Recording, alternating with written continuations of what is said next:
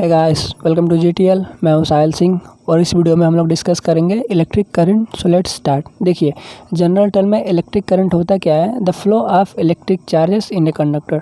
इसका मतलब कि अगर किसी कंडक्टर से इलेक्ट्रिक चार्ज कंटिन्यूअस फ्लो कर रहा है तो हम लोग क्या कहेंगे कि इलेक्ट्रिक करंट फ्लो कर रहा है। अब रीज़न क्या होता है इलेक्ट्रिक करंट फ्लो करने का? तो वो होता है potential difference. Okay, it means कि अगर दो पॉइंट के बीच अलग अलग पोटेंशियल डिफरेंस है तो वहाँ से इलेक्ट्रिक करंट हमारा जो होगा वो फ्लो करेगा। अब हम लोग देखते हैं इलेक्ट्रिक करंट का डेफिनेशन, मैथमेटिकल डेफिनेशन जिसको हम लोग डिफाइन करते हैं। The magnitude of electric current in a conductor is the amount of electric charge passes through a given point of a conductor in 1 second. It means कि कितने amount का electric charge किसी conductor से 1 second में flow करता है, वही electric current का मैग्नीट्यूड होता है, जिसको हम लोग मैथमेटिकली लिखते हैं I = Q/T।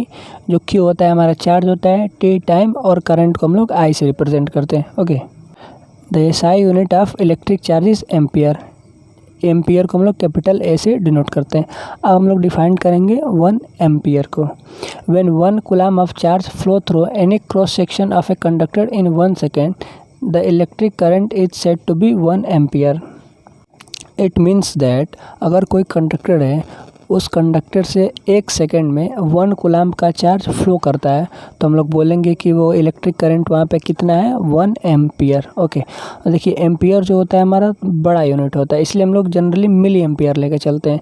So 1 milli ampere is equal to 10⁻³ ampere. Okay, बात करेंगे हम मेजरमेंट की। करंट को मेजर किससे करते हैं?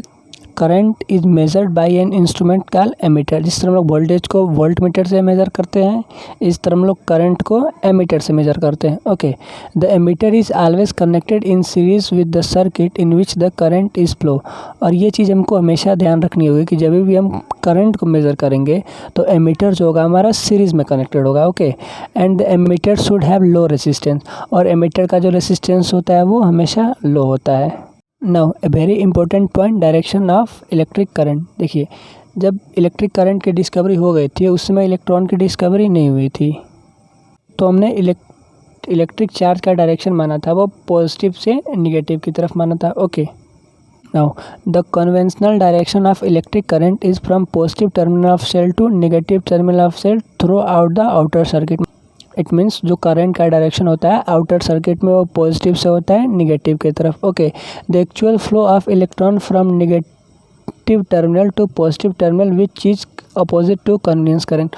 और जो इलेक्ट्रॉन का मूवमेंट होता है वो नेगेटिव से पॉजिटिव की तरफ होता है, क्योंकि हमने प्रॉपर्टीज़ में पहले ही पढ़ा था कि like charges repel each other and unlike charges attract each other. तो देखिए, इलेक्ट्रॉन नेगेटिवली चार्ज होता है तो क्या करेगा? पॉजिटिव की तरफ आएगा। जैसा कि आप फिगर में देख रहे होंगे, फिगर में देखिए जो direction of flow of electron है वो क्या है? Negative to positive. लेकिन जो direction of flow of electric current है वो क्या है? Positive to negative. तो ये चीज़ हमें हमेशा याद रखनी होगी कि जो इलेक्ट्रिक करंट हमारा फ्लो करता है वो पॉजिटिव डायरेक्शन से नेगेटिव डायरेक्शन की तरफ फ्लो करता है। ओके, अब इस फिगर को ध्यान से देखिए, how the current flow in a wire. देखिए, एक कंडीशन है व्हेन नो बैटरी और cell is connected in a metal wire, और दूसरा रीज़न है कि जब बैटरी को हम लोग कनेक्ट कर देते हैं when a battery is connected to the wire. तो देखिए, आप फर्स्ट फिगर में देखेंगे तो इलेक्ट्रॉन रैंडम डायरेक्शन में मूव कर रहे हैं। मीन्स कोई डायरेक्शन उनका फिक्स नहीं है, किसी भी डायरेक्शन में, कोई ईस्ट, कोई west, north, south, right, left, किसी भी डायरेक्शन में मूव कर रहे हैं। लेकिन जब उसको बैटरी से कनेक्ट करते हैं तो देखते हैं कि क्या वो एक फिक्स डायरेक्शन में मूव कर रहे हैं। तो जब इलेक्ट्रॉन वो किसी एक डायरेक्शन में मूव करे तो इलेक्ट्रिक करंट फ्लो होगा। देखिए, पहले फिगर में इलेक्ट्रॉन रैंडम डायरेक्शन में मूव कर रहे हैं, वहाँ पे भी इलेक्ट्रिक करंट फ्लो होता है, लेकिन वो चूँकि एक डायरेक्शन में नहीं मूव करते, जिसकी वजह से इलेक्ट्रिक करंट का रिजल्टेंट 0 हो जाता है। लेकिन जब इलेक्ट्रॉन जो होते हैं वो सेम डायरेक्शन में फ्लो कर रहे हैं, यहाँ पे देख रहे हैं कि इलेक्ट्रॉन जो है वो नेगेटिव से पॉजिटिव की तरफ जा रहे हैं, और हमने कन्वीनियंस के लिए करंट का डायरेक्शन क्या माना है कि पॉजिटिव से नेगेटिव की तरफ। तो यहाँ पे भी ये शो करता है कि जो इलेक्ट्रिक करंट होता है वो पॉजिटिव टर्मिनल से हमेशा नेगेटिव टर्मिनल की तरफ जाता है, और जो इलेक्ट्रॉन होते हैं वो हमारे नेगेटिव टर्मिनल से पॉजिटिव टर्मिनल की तरफ जाते हैं। ओके, अब हम लोग देखते हैं इलेक्ट्रिक सर्किट क्या होता है।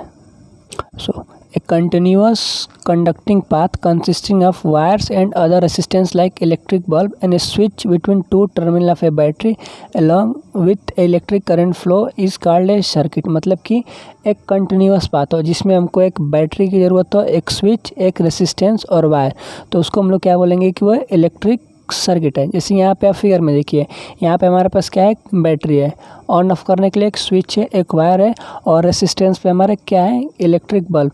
तो ये क्या है, हमारे कंप्लीट सर्किट है। Okay, now circuit diagram, a diagram which indicate how different components in a electric circuit have connected by using symbol for the component is called electric diagram। देखिए जैसे कि जो हमारे जितने भी इंस्ट्रूमेंट होते हैं, जैसे वोल्ट मीटर हो गया, एमीटर हो गया, रेसिस्टेंस हो गया, स्विच हो गया, उसको हम लोग एक सिंबल से डिनोट करते हैं। तो अगर उन सिंबल का यूज़ करके अगर हम किसी डायग्राम को बना रहे हैं तो उस डायग्राम को हम लोग क्या बोलेंगे कि वो सर्किट डायग्राम है।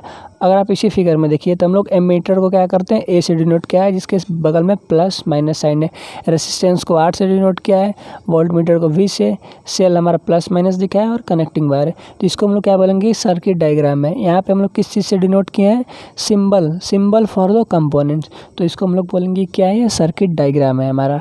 और यहाँ पे कुछ डायग्राम दिखाया जैसे पहला है सेल, हम लोग सेल को कैसे डिनोट करते हैं, बैटरी जो कम्बिनेशन ऑफ सेल होते हैं उसको कैसे डिनोट करते हैं, कनेक्टिंग वायर को कैसे डिनोट करते हैं, वायर जॉइंट कैसे डिनोट करते हैं, वायर क्रॉसिंग विदाउट कॉन्टैक्ट को कैसे डिनोट करते हैं, वेरिएबल रेसिस्टेंस को कैसे डिनोट करते हैं, मीटर को कैसे डिनोट करते हैं, वोल्ट मीटर को कैसे डिनोट करते हैं।